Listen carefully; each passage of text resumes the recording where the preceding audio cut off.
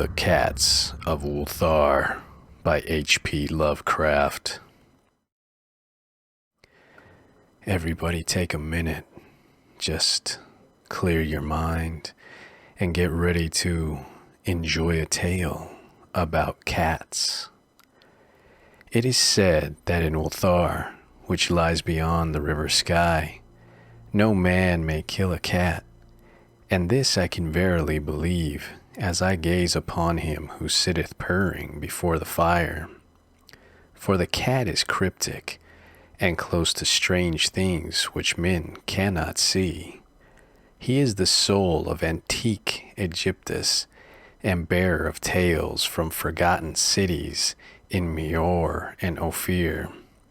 He is the kin of the jungle's lords, and heir to the secrets of hoary and sinister Africa. The Sphinx is his cousin, and he speaks her language, but he is more ancient than the Sphinx, and remembers that which she hath forgotten. In Ulthar, before ever the burgesses forbade the killing of cats, there dwelt an old cotter and his wife, who delighted to trap and slay the cats of their neighbors. Why they did this, I know not, save that many hate the voice of the cat in the night, and take it ill that cats should run stealthily about yards and gardens at twilight. But whatever the reason, this old man and woman took pleasure in trapping and slaying every cat which came near to their hovel. And from some of the sounds heard after dark, many villagers fancied that the manner of slaying was exceedingly peculiar. But the villagers did not discuss such things with the old man and his wife, because of the habitual expression on the withered faces of the two, and because their cottage was so small and so darkly hidden under spreading oaks at the back of a neglected yard.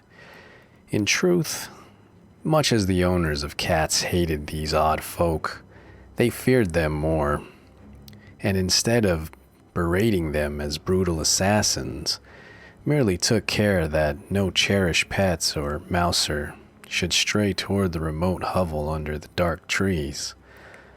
When, though some unavoidable oversight, a cat was missed, and sounds heard after dark, the loser would lament impotently, or console himself by thanking fate that it was not one of his children who had thus vanished.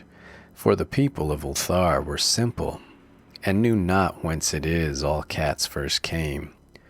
One day a caravan of strange wanderers from the south entered the narrow cobbled streets of Ulthar. Dark wanderers they were, and unlike the other roving folk who passed through the village twice every year, in the marketplace they told fortunes for silver, and bought gay beads from the merchants. What was the land of these wanderers none could tell, but it was seen that they were given to strange prayers, and that they had painted on the sides of their wagons strange figures with human bodies and the heads of cats, hawks, rams, and lions. And the leader of the caravan wore a headdress with 2 horns and a curious disc betwixt the horns. There was in the singular caravan a little boy with no father or mother, but only a tiny black kitten to cherish. The plague had not been kind to him, yet had left him this small furry thing to mitigate his sorrow. And when one is very young, one can find great relief in the lively antics of a black kitten. So the boy, whom the dark people called Menace, smiled more often than he wept, as he sat playing with his graceful kitten on the steps of an oddly painted wagon. On the 3rd morning of the wanderer's stay in Ulthar, Menace could not find his kitten, and as he sobbed aloud in the marketplace, certain villagers told him of an old man and his wife, and of sounds heard in the night. And when he heard these things, his sobbing gave place to meditation, and finally to prayer. He stretched out his arms, toward the sun and prayed in a tongue no villager could understand. Though indeed the villagers did not try very hard to understand, since their attention was mostly taken up by the sky and the odd shapes that clouds were assuming. It was very peculiar, but as the little boy uttered his petition, there seemed to form overhead the shadowy, nebulous figures of exotic things, of hybrid creatures crowned with horn-flanked discs. Nature is full of such illusions to impress the imaginative. That night, the wanderers left Ulthar, and were never seen again, and the householders were troubled when they noticed that in all the village there was not a cat to be found. From each hearth the familiar cat had vanished. Cats large and small, black, gray, striped, yellow, and white. Old Crenon, their burgomaster, swore that the dark folk had taken the cats away in revenge for the killing of Menace's kitten, and cursed the caravan and the little boy.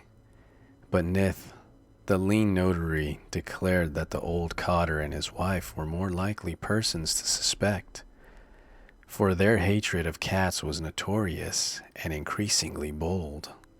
Still, no one durst complain to the sinister couple, even when little Atal, the innkeeper's son, vowed that he had at twilight seen all the cats of Ulthar in that accursed yard under the trees, pacing very slowly and solemnly in a circle around the cottage, two abreast, as if in performance of some unheard of rite of beasts.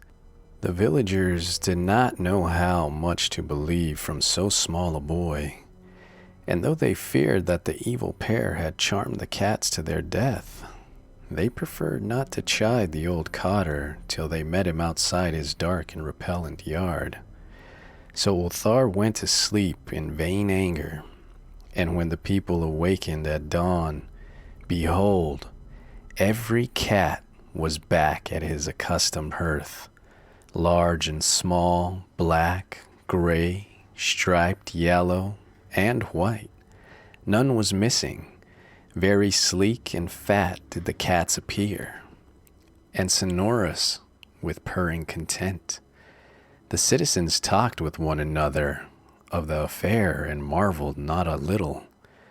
Old Crenon again insisted that it was the dark folk who had taken them, since cats did not return alive from the cottage of the ancient man and his wife, but all agreed on one thing, that the refusal of the cats to eat their portions of meat or drink their saucers of milk was exceedingly curious. And for 2 whole days the sleek, lazy cats of Ulthar would touch no food, but only doze by the fire or in the sun. It was fully a week before the villagers noticed that no lights were appearing at dusk in the windows of the cottage under the trees.